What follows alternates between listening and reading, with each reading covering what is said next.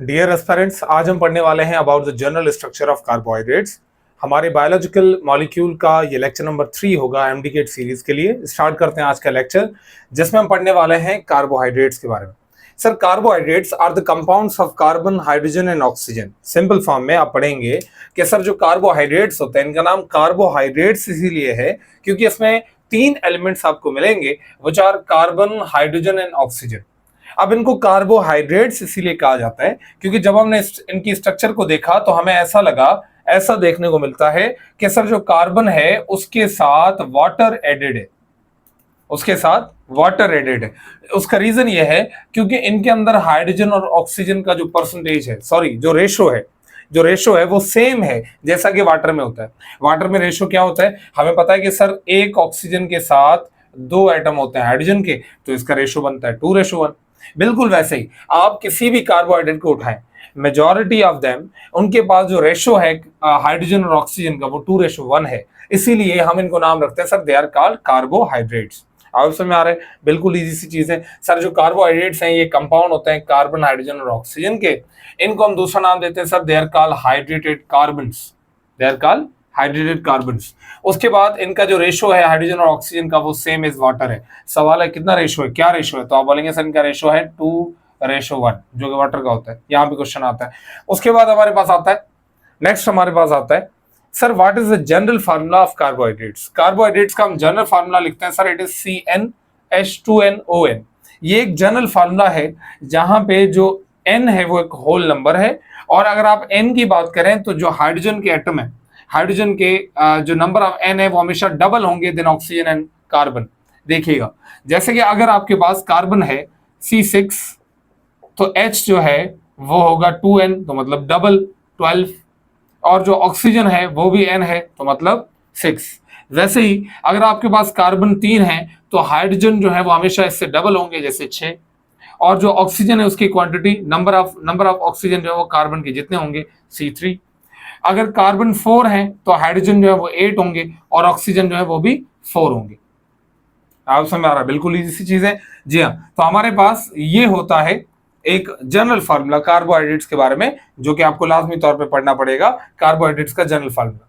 उसके बाद हमारे पास आयुपेक की बात करें, international union of pure and applied chemistry. इसके अकॉर्डिंग वो क्या बोलती है, केमिस्ट्री की एक यूनियन है जो कि नए जो एलिमेंट्स है हमारे पास उनका एटॉमिक वेट हो, उनकी केमिकल स्ट्रक्चर हो, उनकी क्लासिफिकेशन के लिए हमारे पास एक यूनियन है जिसको हम बोलते हैं आयुपेक या international unit of pure and applied chemistry. वो बोलती है कि सर जो कार्बोहाइड्रेट्स हैं, वो बोलती है जो कार्बोहाइड्रेट्स हैं वो असल में पॉलीहाइड्रोऑक्सी कार्बोनाइल कंपाउंड्स होते हैं। देखिएगा, 2 नाम है यहाँ पे, एक पॉलीहाइड्रोऑक्सी, दूसरा कार्बोनाइल। पॉलीहाइड्रोऑक्सी कार्बोनाइल कंपाउंड, इनको समझिएगा। अगर आप एक कार्बोहाइड्रेट की स्ट्रक्चर को देखें, यहाँ पे आपको दिखाई दे रहा होगा, ये मैंने एक ग्लूकोज का मॉलिक्यूल बनाया हुआ है, दिस इज ग्लूकोज मॉलिक्यूल। अगर आप इस ग्लूकोज मॉलिक्यूल को देखें, अगर आप इसको ध्यान से देखें तो आपको मिलेंगे इसके अंदर बहुत सारे OH के मॉलिक्यूल, 1 2 3 4 5, आपको 5 OH के मॉलिक्यूल दिखाई दे रहे हैं। तो यहाँ पे अकॉर्डिंग टू आयुपेक वो बोलता है कि सर जो कार्बोहाइड्रेट्स होते हैं वो पॉलीहाइड्रोऑक्सी कंपाउंड होते हैं।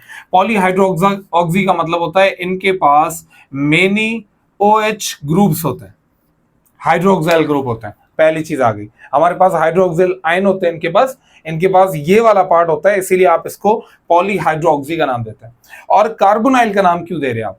कार्बोनाइल असल में खास किस्म के केमिकल मटेरियल होता है जिनकी खास बात ये होती है कि इनके पास कार्बन के साथ डबल बॉन्डेड होता है ऑक्सीजन, और ये एक हाईली रिएक्टिव ग्रुप होता है जो कि उस पूरे मॉलिक्यूल का फंक्शनल ग्रुप होता है। फंक्शनल ग्रुप का मतलब समझते हैं आप, जो कि उसकी पूरे उस मॉलिक्यूल की एक पहचान है, जो उसकी रिएक्टिविटी को एक्सप्लेन कर रहा है, जिसके बेस पे वो मॉलिक्यूल कितना रिएक्टिव होगा उसको डिसाइड करने वाला उसका फंक्शनल ग्रुप होता है। अगर हम बात करें इस फंक्शनल ग्रुप की, इस कार्बोनाइल कंपाउंड की, तो हमने कार्बोनाइल कंपाउंड हमारे पास यहाँ पे कार्बोहाइड्रेट्स में आपको 2 टाइप के कार्बोनाइल कंपाउंड्स मिलेंगे। कार्बोनाइल कंपाउंड्स आपको कौन से मिलेंगे? एक मिलेगा C double bond with oxygen, और दूसरा मिलेगा C double bond with oxygen and single bond with hydrogen. हमारे पास दो कार्बोनाइल कंपाउंड है, हमने दोनों के अलग नाम रखे हैं। यहाँ पे कौन से नाम रखे हुए हैं? हमारे पास दो नाम है सर, कार्बोनाइल कंपाउंड या कीटोन होता है या एल्डिहाइड होता है, लेकिन सिर्फ कार्बोहाइड्रेट्स में दो होता है। उसके अलावा आपके पास काफी सारे कार्बोनाइल कंपाउंड्स हैं, जैसे कि ईस्टर्स कार्बोनाइल कंपाउंड्स हैं, जैसे कि हमारे पास दूसरे एग्जाम्पल कुछ हमारे पास पाए जाते हैं, जैसे कि ये हमारे पास कार्बोनिक एसिड्स, ये हमारे पास कार्बोनाइल कंपाउंड में आता है। लेकिन कार्बोहाइड्रेट्स में हमारे पास दो कार्बोनाइल कंपाउंड है, वो चार कीटोन्स और एल्डिहाइड। कीटोन और एल्डिहाइड कौन है? आप बोलेंगे सर जिसमें कार्बन, अच्छा मैं एक आसान सी आपको क्लासिफिकेशन बता देता हूं, आप कैसे पहचानोगे।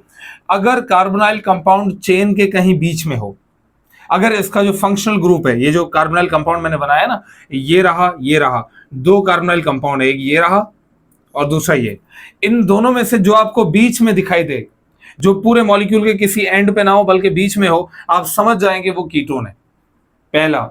दूसरा ये कि जिसमें कार्बन जो है वो डबल बॉन्डेड विथ ऑक्सीजन हो डायरेक्टली, और उसके साथ हाइड्रोजन का एटम जुड़ा हुआ ना हो, तो आप बोलेंगे ये भी किसकी निशानी है? कीटोन की। आप समझ में आ रहा है? जो कीटोन वाले केमिकल कंपाउंड होता है, जिनके अंदर कीटोन वाला कार्बोनाइल ग्रुप और रिलेटिवली लेस ऑक्सीडाइजेबल होता है, उनकी ऑक्सीडेशन कम होती है। उसका रीजन है क्योंकि वो जो फंक्शनल ग्रुप है वो बीच में होता है। लेकिन जो एल्डिहाइड होते हैं उनकी ऑक्सीडेशन जल्दी होती है। उसका रीजन ये है कि जो एल्डिहाइड होते हैं उनका फंक्शनल ग्रुप एंड पे होता है, जैसे कि आप यहाँ पे देख पा रहे हैं, इसका जो फंक्शनल ग्रुप है वो आपको एंड पे दिखाई दे रहा होगा, जिसके अंदर कार्बन डबल बॉन्डेड है विथ ऑक्सीजन, सिंगल बॉन्ड है विथ हाइड्रोजन। तो आप बोलेंगे sir this is an aldehyde group, और एल्डिहाइड ग्रुप खुद एक किस्म का कार्बोनाइल कंपाउंड है। आप समझ में आ रहा है? तो आप बोलेंगे कि सर जो कार्बोहाइड्रेट्स होते हैं वो पॉलीहाइड्रोक्सी कंपाउंड है, क्योंकि उनके पास मेनी OH हैं, वो कार्बोनाइल ग्रुप रखते हैं। कार्बोनाइल ग्रुप दो होते हैं, या कीटोन या एल्डिहाइड। कीटोन का एग्जांपल आपके पास कौन है सर? आप बोलेंगे सर कीटोन का एग्जांपल हमारे पास फ्रक्टोज है, और एल्डिहाइड जो है, एल्डिहाइड ग्रुप रखने वाले का एग्जांपल कौन है आपके पास? आप बोलेंगे सर इसका एग्जांपल हमारे पास ग्लूकोज है। आप समझ में आ रहा है? तो हमारे पास कीटोन और एल्डिहाइड दो टाइप के शुगर हैं या दो टाइप के कार्बोहाइड्रेट्स हैं। आगे चलते हैं। जो कार्बोहाइड्रेट्स हैं इनका जो मेन सोर्स है वो प्लांट्स हैं। याद रखिएगा, इनको बनाने वाला नेचर के अंदर असल में प्लांट है। Plant make carbohydrates through a process that is called photosynthesis. पता है ना आपको?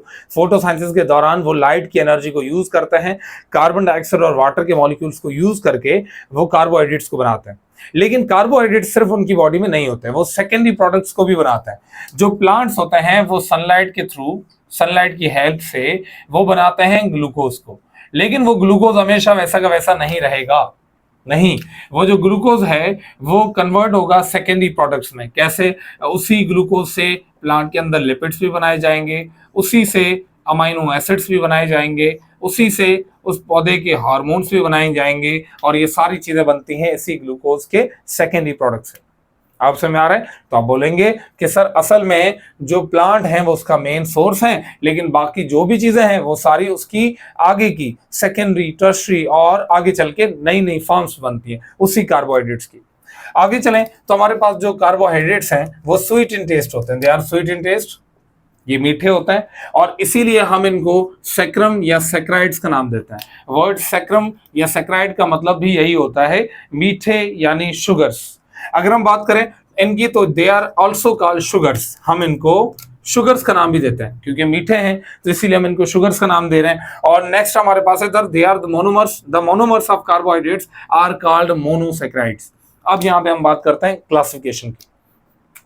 अगर आप कार्बोहाइड्रेट्स की स्टडी करेंगे, आपको लाजमी तौर पे पढ़ना पड़ेगा और डीपर लेवल पे पढ़ना पड़ेगा। ये हम इंट्रोडक्शन के लिए बना रहे, हम इसके जो आगे वाले जो टॉपिक्स हैं जिनमें हमारे पास इंपॉर्टेंट टॉपिक मोनोसैक्राइड भी है, इसके बारे में हम पढ़ने वाले हैं अगले लेक्चर में। अगर हम बात करें कार्बोहाइड्रेट्स की, तो हमने देखा है सर जो कार्बोहाइड्रेट्स होते हैं वो दोनों शक्लों में मिलेंगे आपको। एक होते हैं सिंपल कार्बोहाइड्रेट, दूसरे होते हैं कॉम्प्लेक्स कार्बोहाइड्रेट। जो सिंपल कार्बोहाइड्रेट्स होते हैं वो जल्दी ब्रेक हो जाते हैं, या वो सिंगल चेन में ज्यादातर आपको मिलेंगे।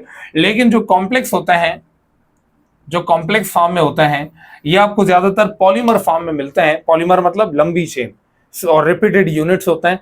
और आप बोलेंगे कि सर जो कॉम्प्लेक्स फॉर्म में जो कार्बोहाइड्रेट होते हैं उनको बनाने वाले जो उनके छोटे छोटे यूनिट्स हैं, आप उन यूनिट्स को नाम देते हैं sir they are called monosaccharides. तो कार्बोहाइड्रेट जो होते हैं ये दोनों फॉर्म में है, सिंपल फॉर्म में भी, कॉम्प्लेक्स फॉर्म में भी, दोनों शक्लों में उसकी सिंपलेस्ट फॉर्म को, उसकी सिंपलेस्ट यूनिट को आप क्या नाम देते हैं sir? It is called monosaccharide. Monosaccharide क्या है? आप बोलेंगे sir single unit of carbohydrate या single unit, single chain of carbon is called monosaccharide. समझ आ गया? आगे चलें। उसके बाद है sir play both structural and functional role. इनका दोनों काम होता है, ये स्ट्रक्चरल रोल भी प्ले करते हैं, ये लिविंग ऑर्गेनिजम्स के अंदर उनकी बॉडी के पार्ट्स भी बनाते हैं, जैसे कि प्लांट्स के अंदर सेल वॉल का बनाना। ओके, उसके अलावा फंक्शनल रोल भी प्ले करते हैं। फंक्शनल कैसे? जैसे अगर बॉडी के अंदर एनर्जी बनानी है तो उसके लिए ग्लूकोज इस्तेमाल हो रहा है, तो ये दोनों काम कर रहे होते हैं, ये एट अ टाइम स्ट्रक्चरल और फंक्शनल रोल दोनों प्ले कर रहे हैं। बात करें इनकी क्लासिफिकेशन की तो आपको कार्बोहाइड्रेट्स नेचर में 3 शक्लों में मिलेंगे। आपके बुक्स भी इनको मेंशन करते हैं कि sir there are 3 forms of carbohydrates in which you can classify them. First form is called monosaccharide, and the second form is called oligosaccharide, and the third form is called polysaccharide. जो पहली form है monosaccharide, आप बोलेंगे sir ये उस carbohydrate की simplest form होती है जिसके अंदर सिर्फ एक ही कार्बन की चेन होती है, एक ही चेन होती है, एक ही मॉलिक्यूल होता है। आप उस एक मॉलिक्यूल को मोनोसैकराइड का नाम देते हैं।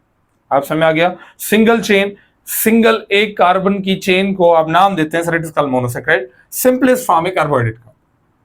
जो मोनोसैकराइड है इनकी फर्दर आपको क्लासिफिकेशन पढ़नी पड़ेगी, क्योंकि यहां से बहुत इंपॉर्टेंट एमसीक्यूज आपको मिलने वाले हैं, तो हम इसको पूरा कवर करेंगे मोनोसैकराइड, फिर उसकी भी क्लासिफिकेशन, उसके भी टाइप, और उसको भी कीटोन और एल्डिहाइड के बेस पे हम उसको डिवाइड करेंगे, तोड़ेंगे, उसकी स्ट्रक्चर को समझेंगे अगले लेक्चर में। अगर हम बात करें कार्बोहाइड्रेट की तो मोनोसैकराइड में हमारे पास एग्जाम्पल कौन से आते हैं सर? जैसे कि ग्लूकोज, जैसे कि गैलेक्टोज, जैसे कि फ्रक्टोज, ये हमारे पास एग्जाम्पल आते हैं किसके? मोनोसैकराइड्स के। आप समझ में आ गया? अगर हम बात करें ओलिगोसैकराइड्स की तो ओलिगोसैकराइड में आप बोलेंगे सर ओलिगो वर्ड का मतलब होता है 10, और ओलिगोसैकराइड का मतलब होता है जिसके अंदर जो कार्बन की जो चेन है या जो मोनोसैकराइड है वो एक को मोनोसैकराइड बोलेंगे, 2 से लेके 10 तक हो, 2 से लेके 10 तक, 10 तक, वो 10 तक जो भी मोनोमर्स आपस में जुड़े हुए हैं, जो 10 कार्बोहाइड्रेट्स की जो चेन बनाई हुई है, उस चेन को हम नाम देते हैं sir it is called ओलिगोसैकराइड।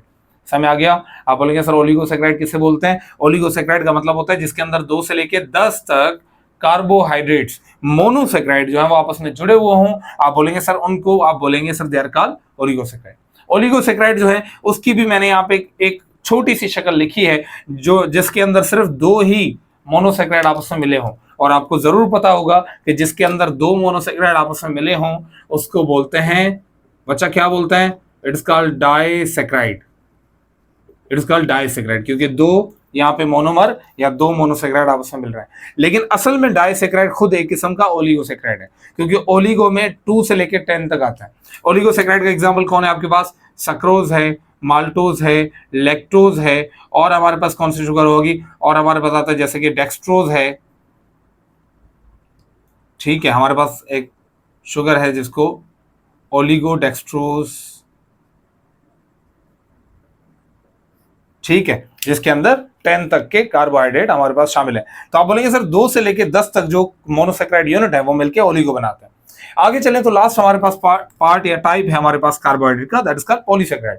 Polysaccharide के अंदर जो नंबर ऑफ मोनोसैकराइड होते हैं वो 10 से ज्यादा होते हैं, मोर देन 10। अब वो कितने भी हो सकते हैं, 100 हो, 1000 हो, 10,000 हो, 1 लाख हो, कितने भी हो, आप सबको मिला के बोलेंगे sir they are called polysaccharides. जो पॉलीसैकराइड्स हैं उनके जनरल एग्जांपल, अच्छा ये ज्यादातर स्ट्रक्चरल रोल प्ले करते हैं और स्टोरेज के लिए काम करते हैं, लेकिन इनकी जो हमारे पास कॉमन शक्ल है वो स्टार्च है, स्टार्च। उसके बाद दूसरी शक्ल है हमारे पास सेल्यूलोज, ये सेल वॉल में होता है। उसके बाद ग्लाइकोजन, ये हमारे लिवर में होता है। और उसके बाद काइटिन है, काइटिन ये हमारे पास कुछ इंसेक्ट में आपको उनके एक्सोस्केलेटन्स में मिल जाएगा, और ये हमारे पास कुछ टाइप्स होते हैं पॉलीसैकराइड्स के। सो होपफुली आज का ये लेक्चर आपको समझ में आ गया होगा। मिलते हैं एक नए लेक्चर